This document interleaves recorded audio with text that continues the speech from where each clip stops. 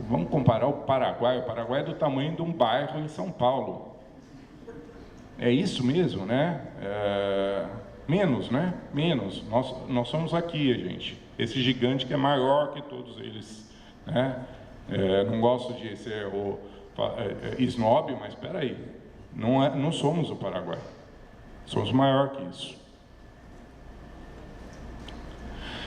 O PIB nosso está sofrível, então 0% ano passado, menos 2% esse ano, 1,9% já foi o segundo TRI, com todo a agricultura, indústria e serviços caindo, né? Vocês podem ver, indústria menos 4% para esse ano, serviço menos 2%, a agricultura fechou o segundo TRI negativo, mas a ideia é que ela feche positivo por causa do dólar, e porque a agricultura bate o recorde em 2015 de produção de grãos, 209 milhões de toneladas, quer dizer, é o ano de maior produtividade da agricultura brasileira, somado ao dólar, vai fazer a agricultura ser o ponto fora da curva do ano. Investimentos aí fechando um ciclo de 600 bi, principalmente aqui o Rio com petróleo e gás, mas alguns outros. Então agora é esperar um novo ciclo de investimento e a gente tem que fazer o dever de casa para ver se isso volta. Inflação, 8,9% acumulado em 12 meses de 2015, mas eu deixei em vermelho justo para mostrar que já foi pior. 95 tivemos 22, 2002 12, 2003 9, 2099 9, quer dizer, os últimos anos têm sido bastante na faixa de 5, 6, mas 8, 9 a gente já teve alguns anos. Então, todo mundo nessa sala que tem mais de 30 anos já viveu algum momento de inflação nesse nível. Portanto, não se desesperem, não fiquem achando que é o fim do mundo. A gente já viveu com isso. É a hora que a gente é mais criativo como brasileiro, né? A gente já viveu isso, vai buscar produtividade, vai dar um projeto para o fornecedor, vai lembrar para ele que 2015 é difícil sim, mas que 2010, 11, 12, 13, 14 ele subiu negócios com a gente. Então é o momento da gente usar toda a nossa expertise e conhecimento para lembrá-los que já tivemos inflação pós-real superiores à meta de 6,5%. Salários, principal drive de custo para as empresas nos últimos anos, né? Vejam, passamos de 200 para 788 reais o salário. Só 300% de aumento em 10, 12 anos. E é difícil, né? Porque a gente não conseguiu 300% de produtividade. Juros, 14,25. Quer dizer, essa é a forma que o Banco Central achou. Ontem o ministro Lombini falava, a hora que eu ver a sinalização que a inflação vai reduzir, eu posso pensar em reduzir juros, mas hoje é a única forma que o governo achou para conter a inflação. Então, eles vão manter essa política, é a forma de segurar a inflação. A inflação começa esse mês, foi a menor inflação mensal desde 2003, alguma coisa assim. Então, a inflação tem que começar, né, a dose está forte, então ela tem que começar a ceder. Tem outras formas de conter a inflação, como cortar gastos do governo, isso é importante também, mas nada sinaliza que o Banco Central vai voltar atrás na política de conter a inflação via taxa de juros, vai se manter. Nossa forma, espera aí, fornecedor. E aí o nosso fornecedor, né, quem é de grande empresa, eu e muitos de vocês aqui, é a hora de chamar aquele banco que vem bater na minha porta, né? Eu tenho um monte. Outro dia eu fui num evento de bancos lá, os caras falaram, pô, mas o cara nunca pede dinheiro, vocês não tem nem graça de falar com vocês, porque vocês não precisam de dinheiro, não sei o quê. Eu falei, não sei, problema, dá para os meus fornecedores. Qual a taxa que você daria para mim? Então, eu te dou uma lista de fornecedores que vai no mercado captar juros à taxa de mercado financeiro Las Vegas, né? Aquela coisa de jogatina, você pode dar para o meu fornecedor uma taxa de juros decente. Qual é a taxa de juros decente? Então, é a hora que quem tem acesso ao mercado financeiro privilegiado fala, não, fornecedor, não vá ao mercado captar 4, 5% ao mês.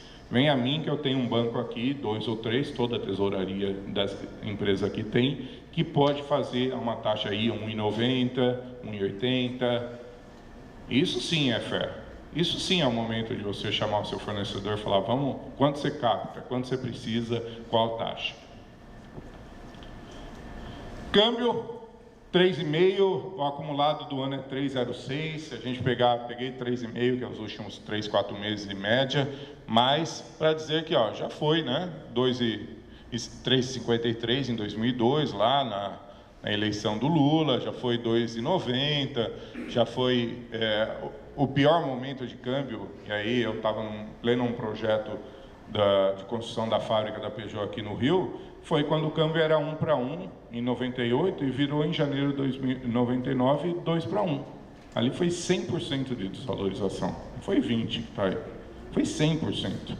Ali, imediatamente, meu 500, 600 milhões de reais, que era 500, 600 milhões de dólares, virou 300 milhões de dólares do dia para a noite. E ali, os fornecedores e tudo que eu tinha que importar para construir uma fábrica, dobrou de preço. Então, a gente já viveu esses momentos, né? Vai se ajustar? Acho que o dólar tem muito de questões internas nossas, mas também tem um cenário, né? Rússia, Colômbia, tem vários países aí, se a gente pega o próprio euro se desvalorizando, dado o fortalecimento do dólar. Se eles subirem o juros nos Estados Unidos, daí que o dólar vai dar uma disparada, né? Então, fazendo lobby lá com o Fed para ver se não sobe os juros lá, senão vai ficar pior. Mas tudo que risco, né, e ofensivo que em relação ao dólar também é uma oportunidade. Para exportação, já falei da agricultura, e para fortalecer fornecedor nacional. Algumas coisas que nos dava a possibilidade de importar de China, Estados Unidos, agora com o dólar 3,80, me faz buscar fornecedor nacional com a mesma qualidade, lógico, mas com lead time, por exemplo, muito melhor. E aí eu não preciso 120 dias, 150 dias, eu vou para um 30, 60 dias de lead time. Não é bom para todo mundo? É bom para todo mundo. Eu gero emprego aqui, eu gero negócio aqui, eu reduzo o meu estoque, eu abro portas para um fornecedor nacional. Então, é ruim no impacto do custo se eu importo, é bom se eu busco fornecedores nacionais. Desemprego 6,8, veja que é o nível de 2010 que eu falava, e até melhor que os níveis entre 2002 e 2005, já foi 9, já foi 10, então acho que soma-se aos problemas, mas não é um grande problema, né? Ainda não abriu justo essa imagem, mas tá bom. Essa imagem era para dizer uma reportagem do Valor Econômico semana passada que mostrava que 27, 28% do desemprego hoje, que gerou esse ano, foram pedidos de demissões. Então, falava que 1/3 do desemprego que está sendo gerado, de 4,8 para 6,8, 1/3 foram as pessoas que estão buscando novas oportunidades e que se demitiram. Lógico que os outros 2/3 é problemático, são pessoas de menor poder aquisitivo, com menor chance de se recolocar no mercado e que estavam até garantindo o nosso ganha-pão aqui no dia a dia, né? O nosso arroz e feijão, o meu salário, o salário de vocês, porque essas pessoas estavam comprando e comprando e comprando. Então, esses 2/3 é preocupante. Mas olhar o desemprego e dizer, tinha um fator aí que as pessoas não ficavam 6 meses no emprego e tinha um fator e tem um fator sim ainda das pessoas estarem procurando emprego. Espero que a gente 2016, segundo semestre, comece a recuperar a economia brasileira e comece a recuperar esses empregos. Classe média chega a 120 milhões de pessoas, 60% do Brasil, e essa sim, que eu falava sobre desemprego, seja o 25, que é classe D e E, é a preocupação. Por outro lado, eles garantem ainda uma necessidade de demanda para os próximos anos, né? A população ficando mais velha, morrendo mais tarde, né? E ainda nenhum governo consegue pôr na pauta a reforma da Previdência. A gente precisa da reforma da Previdência, o governo gasta muito. Eu vou disponibilizar, tá, a apresentação, fica tranquila, não precisa tirar foto, tá disponível. São dados de IBGE, de Banco Central, não tem nenhum dado confidencial.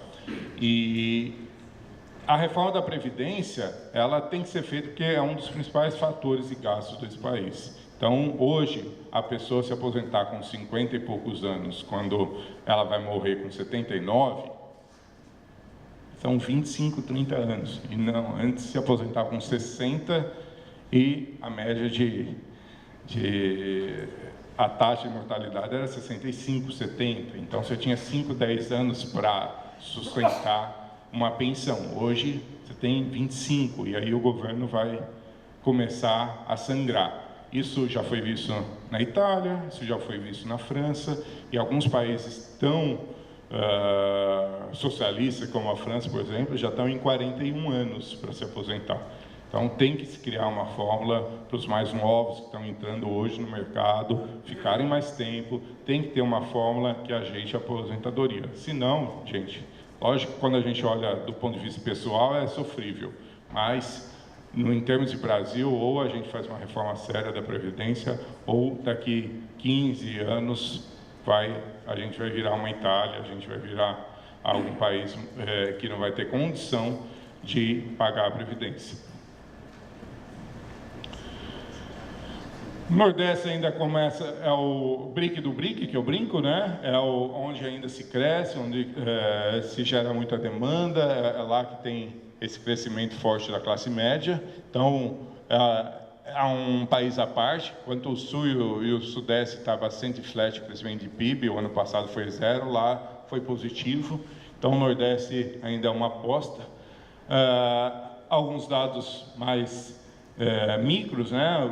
Quantidade de passageiros em aeroportos, o Brasil passou de 80 para 190 e agora está em 130, quer dizer, ainda tem muito nesse país de gente andando de avião, metade da população, se a gente pega, não é bem assim, né? A gente sabe que não. Acesso a celular de 40 para 280 milhões, frota de veículos de 23 a 43 milhões nesse país, mais de 20 milhões de veículos em 10 anos nesse país. Eu trabalhava na indústria automobilística, a gente comemorou quando esse país bateu 2 milhões de veículos vendidos. 2 milhões, em 2006, 2007. Daí o ano passado vendeu mais ou menos 3,8 milhões. Daí esse ano estamos na crise, vamos vender só 3,3 milhões. Sim, lógico que é sofrível, as empresas fizeram suas falhas, sua capacidade, esperava que isso de 3,8 fosse para 4, mas em relação a 5, 6 anos atrás, nós passamos de 2 para 3,3 milhões de carros, 20 milhões de carros a mais nas ruas, né?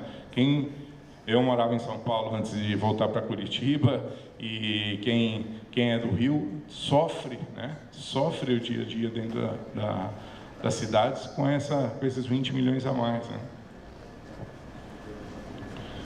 Número de salários para comprar um carro, de 150 para 40, então tem um ganho real de salário, e quem está nas empresas comprando terceirização, mão de obra, levantando uma fábrica, sabe a dificuldade que é pagar salário, e sabe o custo que é isso. O Brasil tem boas notícias, né? Eu acho que o Rio é o grande exemplo. Eu não canso de mostrar essa foto. Daqui a pouco vem o João Saravia, que vai falar sobre as Olimpíadas. Mas é um ponto positivo na nossa história recente. Ponto negativo, a semana passada, foi o grau de vencimentos. Perdemos o grau de vencimento pela Standard & Poor's, caímos de BB1 para BB+. Então, agora somos grau especulativo, né? Baixa classificação, mas ainda a Moody's e a Fitch, a gente ainda tem o grau de vencimento. Então, 2 agências mantêm o grau, não sei até quando, e uma rebaixou o Brasil. Isso é ruim? Isso é péssimo. Vai sair dólar, vai inibir investimento, tudo é péssimo. De novo, para eu brincar sempre com o meu quadro lá de decolamos ou estragamos tudo. Essas agências são as mesmas que são processadas nos Estados Unidos por 2008, recomendar uma série de empresas e que essas empresas todas faliram na crise de 2008. Eu li a capa de uma revista econômica de julho de 2008 que falava Lehman Brothers é o maior rate, AAA. Em julho de 2008, em setembro de 2008, o Lehman Brothers não existia mais no mundo. Então, era a mesma agência que dizia isso. Então, cuidado, né? O Brasil continua com as suas plataformas de petróleo, continua com os seus aeroportos, nossas fábricas estão trabalhando, tem gente para trabalhar. No dia a dia, a gente tem fornecedores para nos entregar, temos responsabilidade sobre isso, temos 26 shoppings novos abrindo esse ano, não vamos deixar o Brasil parar. E aí, em nenhum discurso aqui, vocês vão ver, eu não falo de política, não quero falar disso, não é minha praia, eu sou economista e a nossa responsabilidade é sobre a economia. Nós temos fábricas, temos consumidores, temos empregados, temos fornecedores e é isso que eu gostaria de enfatizar na minha palestra. Inflação, então, desse ano a 9%, voltando à meta ano que vem. Indústria, crescimento negativo e aumento de desemprego, a indústria sofrendo muito, eu espero que a indústria com dólar volte a retomar suas atividades. Taxa de juros, já tinha falado, é a forma de manter, controlar a inflação. E o novo cenário com corte de impostos, perda de grau de investimento, retorno de crescimento só no segundo semestre de 2016. O que vimos até agora, então, a gente falou de internacional, estagnação lá fora, principalmente na Europa, a China com menor crescimento, o Brasil cortando impostos, cortando gastos e aumentando impostos, temos Olimpíada, temos desemprego aumentando e uma crise da perda do grau de investimento. Mas o que tudo isso impacta a gente em compras, né? No dia a dia, né, gente? Todo dia e toda hora, né? Eu vejo esses indicadores, seja para a gente negociar, fornecedor que bate na porta, seja para antecipar um contrato. Será que é a hora da gente chamar o fornecedor e garantir um contrato de 3 anos, que ele fique confortável em investir, ele fique confortável